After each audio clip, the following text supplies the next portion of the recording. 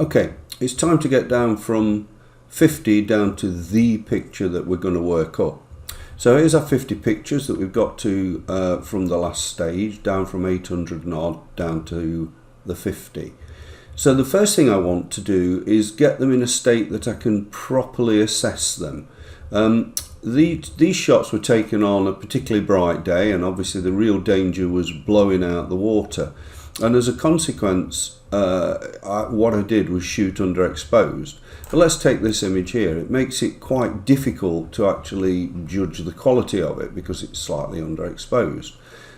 So what I'm going to do first of all is apply a generic adjustment to all 50 pictures so that I can more easily assess them.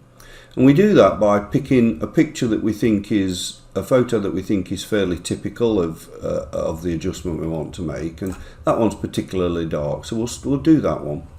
Then we go up to the develop module, click develop, and then you can see more clearly now that it's obviously underexposed. And I say I did that deliberately so that I don't blow out the highlights in the water, because blown out highlights are impossible to recover. There is no pixels there. The camera's recorded no pixels. You can do nothing with it. Whereas shadows with RAW you can more easily pull up. That's recoverable. Okay, you'll see a little bit more noise, but at least you've got some pixels to work on. Once it's blown out, you should always shoot with the blinkers on your camera. I'm sure everyone does. And if you see those blinkers flashing in almost every circumstance, you need to drop down your exposure. Blinkers means it's going to blow out. That means there's no pixels. That means you can do nothing with it. Anyway, here we are. This is slightly underexposed. So the first thing I do is really lazy. I just go across and click the auto button and see what Lightroom thinks it needs to do. And bang, there you go. So you can see that what it's done, it's up the exposure by 0.8 of a stop. It's turned down the contrast. That's reflective of the fact that there are a lot of highlights in there. And it's took the highlights right down for those reasons. And so the white's up. And what it's doing is there's a team of engineers at Lightroom, well, Adobe of course, who have worked tirelessly to make this button work effectively for this image. It doesn't always work, but what it does do is give you a damn good starting point. And now I've got an image where I can see what's going on. I can see all the detail here, this lovely detail, like a flowing mane of water coming from the back of his helmet. So what I want to do is just quickly apply that adjustment to all the other images.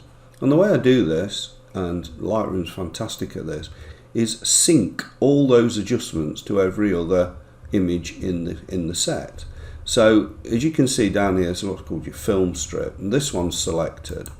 So I'm just going to go to the end of the row that way and shift click, and now you can see they're all selected. And once you do that, this happens. Another button appears at the bottom of here. It was blanked out before, and it's called sync. I click that and it says which setting do you want to synchronize from this photo to all the others, and you can choose, you can take them all off and just choose one or two, or you can check them all. And at this stage I want to apply everything I've done to this photo I want to do to all the others. Doesn't occur on other cases, I'm very selective, but on this one I want that generic change, and I just click synchronize. And if you watch down here, and the screen may be too small for you to see it happening, can you see, look, with the pictures, can you see them, look, suddenly popping up? Wonderful. So what Lightroom's done is save us the trouble of adjusting them all. It's applied that adjustment to every photo. And it won't be perfect for every photo, of course it won't. But what it will do is be good enough for us to be able to assess them. So now I need to go back the other way in the film strip, same one selected, same procedure. Go to the first image, and I can see that image is definitely going to be overexposed when I do this, but I'm not worried because that's brighter look. I'm not worried. This is just a quick rough and ready adjustment so that we can get going with our choices. Click sync, check all, sync, bang. And this is exactly how I process when I've got to process hundreds of images, say for a boxing match, where we need to get the images ready for the promoter on the Monday. And we've got 7,000 images. I need to get down to a couple of hundred to put on the Facebook website sorry, the Facebook page, so that the promoter can see them and the contestants can download them. I couldn't possibly take the time to individually edit 200 photos. It would take too long. So what I do is I pick one that's typical of the set, and then I click sync, and bang, it does it all for me. I invariably have to go back in then and change the crop slightly. There may be little changes, but I'm down to literally maybe an hour, as opposed to, I can't imagine how many hours to individually edit 200 photos. So here we are, we've done that, and if we just click at any in the sequence now, as you can see, that one you'd say, oh, slightly overexposed, but it doesn't matter. At this stage, it's given me enough detail. I'll go over here. It's given me enough detail to be able to properly assess the image. So how do we do that? So we go back to grid mode, and we just press G to do that, and that will take us back to library mode. And now we need to get to the keeper. All right. So remember, I'm after an image. You must understand your artistic intention before you get to this stage. If you've reached this stage without really having an idea of the kind of shot that you're looking for, then maybe you need to stop and think before you carry on, because you've got to have an idea what you're looking for, or how do you know which one to choose? Now, if you remember, I'm looking for the classic shot of being able to see the face of the guy and having the paddles at a reasonable angle. So the first thing I'm going to do is all these images which have been color coded red, I want to take that color coding off now, because I'm going to do it all over again. I'm going to color code them again. And what I'm going to do is just pick the first one, hit Control A, right click, set color label, none. And now the colour label's gone from them all. And I'm doing that so I can start to use the colours again. Okay, so I saved 50 odd images, some of which I knew for a fact were never going to be a competition image, but I might use them in a talk or so on and so forth. So no competition image there, is there? Not really one there, but they might be useful. But now at this stage, I'm not doing that. I'm not looking for background images or images for a talk. I'm looking for the image to work up. So the first thing to do is to quickly scan down the rows and just select those that might just have that potential. As I'm going down, that might, so I'm going to hit, remember, 6 colour codes it as red. There are other numbers, I think 7 is yellow, 8 is purple. I'm just choosing red at this stage, so I just hit 6. Down I go, nothing there. That might, so we'll hit 6. Down I go, maybe. So I hit 6. And this is really, really quick, because now I'm only looking for images that have some potential. That definitely might. So might that. So might that. That one would, if I was prepared to do some work and take the background out, but I'm not prepared to do that, and certainly not for this demonstration. That one definitely might. That one definitely might. That one definitely might. But you can see how quickly you can see, and because now the exposure has been adjusted on these images, I can properly assess the potential. That one might, you never know. That one definitely might. That one might. That one might. And that one, even though I can see it's slightly underexposed at the moment, it might. So there we go. So now, if you flick back up the row, I've colour coded the ones that I think might have potential red. So we just want to get to the point where all we're seeing are those. So back to attribute, and you say to Lightroom, just show me the red ones, and bang. So it's not deleted them, they're still there, you've just told it not to show you them. Right, now we get to the vital stage. So here are my images, all colour coded red, and now I want to choose the image. And there are a number of ways you can do it, but this is my favourite way. If you go down here to this one, and it's called Compare View, see it? An X and a Y, click that. And what Lightroom does is it takes 2 photos at a time. Okay, can you see it? So it's selected these 2 in the film strip here. And I want to make these as big as possible, so I'm going to collapse that side menu. I'm going to collapse that side menu. Just press that little arrow there. Right, now you can see they're fairly big on the screen. Now I'm in a position to properly assess which one's got more potential. Well, I can quite clearly see this one's soft. I don't particularly like the angle anyway. So what I'm going to do is, can you see this button here? That's swap the images. You'll see this in a minute. And this is make select. I'm going to click that and watch this. This image will go across to here. Okay, bang. That image has gone across to there, and it's selected the next image in the row. I don't know whether you'll be able to hear this on the microphone, but it's just started absolutely pouring with rain here. So now the one I've just chosen is on the left, and it's brought in the next one in the row on the right. And my job now is to say, is that one better than that one? No, I don't think it is. I still prefer this one. So now, instead of the swap arrow, make select, I do the forward arrow. Watch down here, it will bring in the next one in the row. And I go, is that one better? No, definitely not. I don't like that one in particular. And I go the next one. Now I think that is better.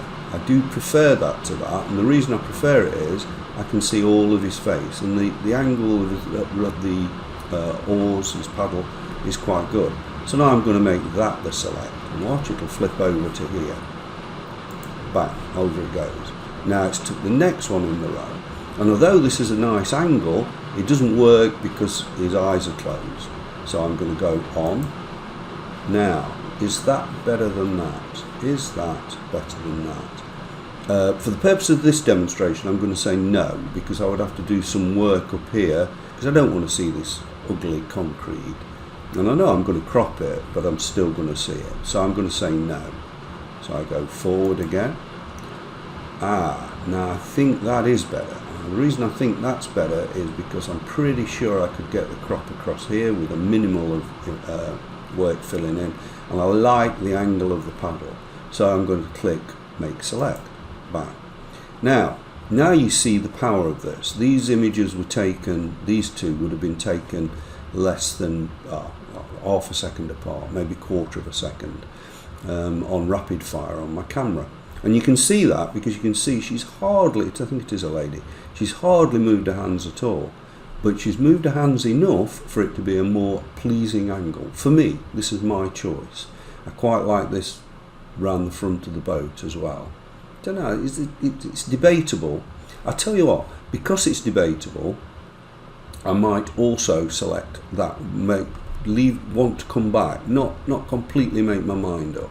So I'm going to click a little white arrow here. It says a little flag. It's over in this corner. It says flag as pick, and now it's put a little white flag on that.